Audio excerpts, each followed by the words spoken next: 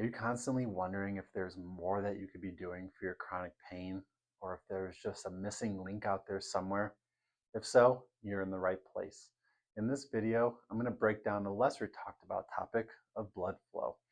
I'm going to describe why it's so important, the physical, biochemical, and emotional contributors to it, and how you can fix each of them on your own. And by the end, you'll have a better understanding if blood flow is the missing link for you and can more confidently treat your chronic pain yourself.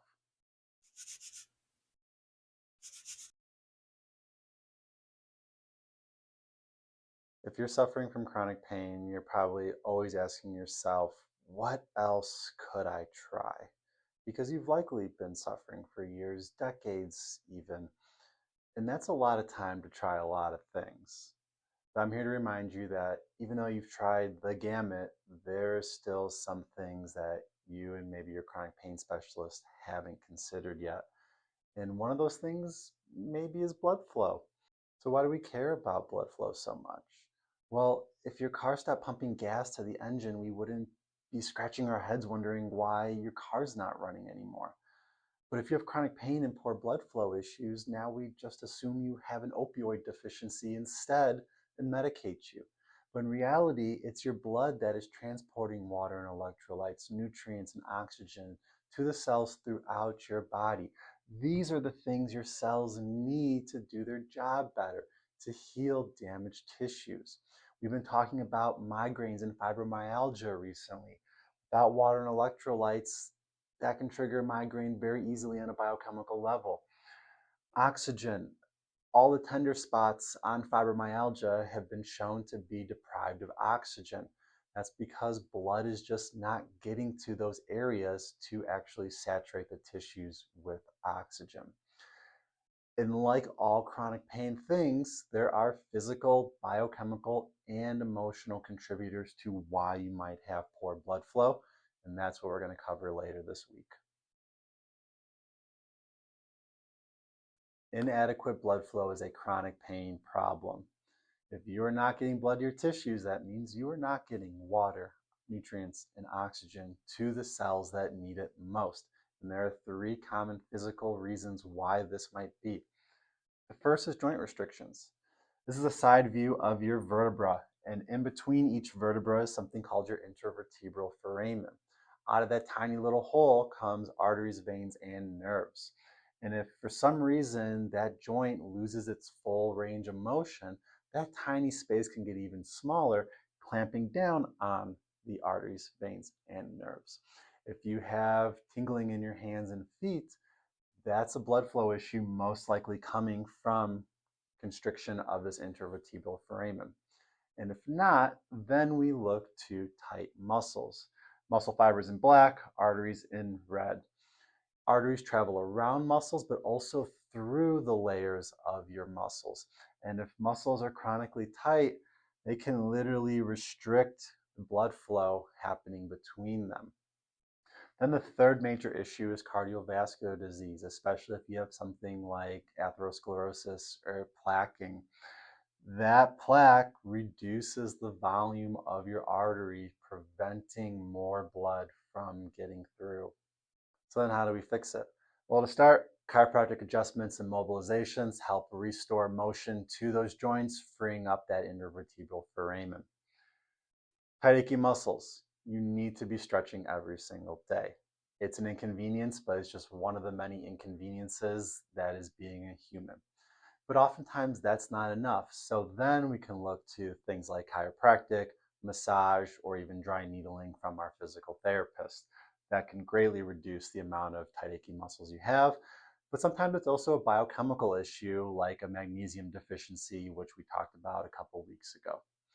And then there's your cardiovascular disease, which we love to blame on things like cholesterol. But in reality, cholesterol contributes very little to this. Statins do not really help with this at all. What you really want to be focusing on is your carbohydrate and sugar intake.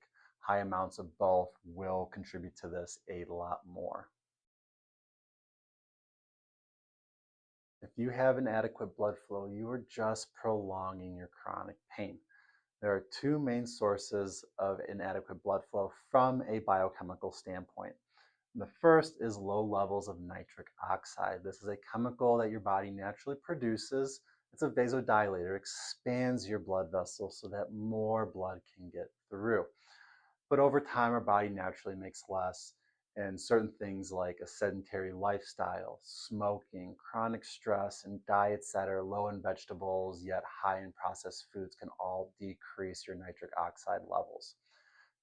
Easily to fix all of those, bring your nitric oxide levels right back up, but you can also supplement as well. The cheapest and easiest, probably going to be beetroot juice, but then there's L-arginine and L-citrulline, especially together create a synergistic effect to increase the levels of nitric oxide in your blood. And then second is anemia. Iron deficiency anemia, obviously a big cause, but that's not the only cause of anemia.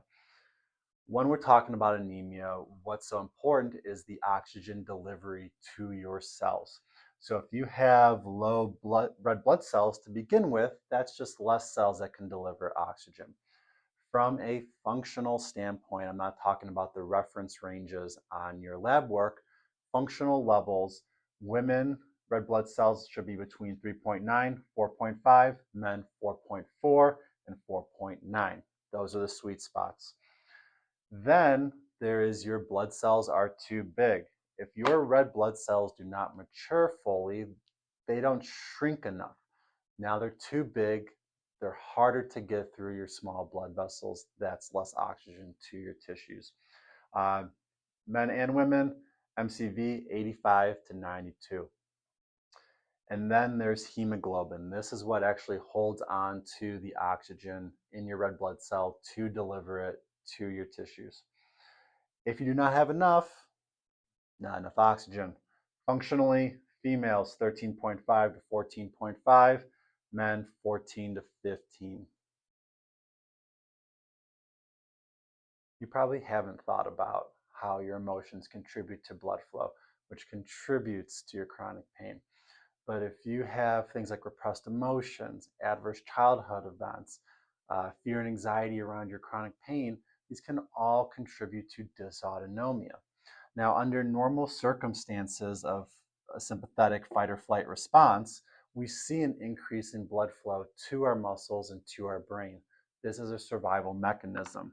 But with prolonged dysautonomia, we can actually start to see a reversal where the blood is leaving the brain and the muscles to very highly pain sensitive areas of the body.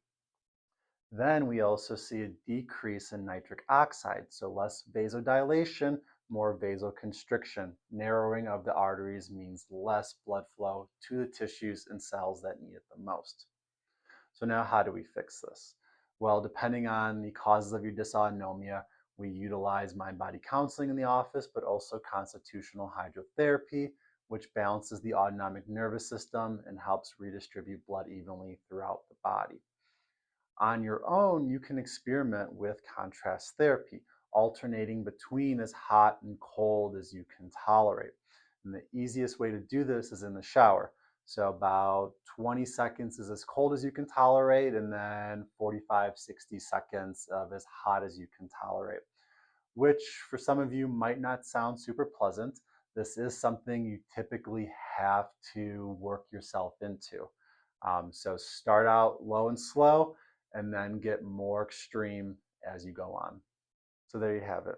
That is why treating blood flow is so important when treating chronic pain, because chronic pain is not just about the pain, it's about everything else that goes into it.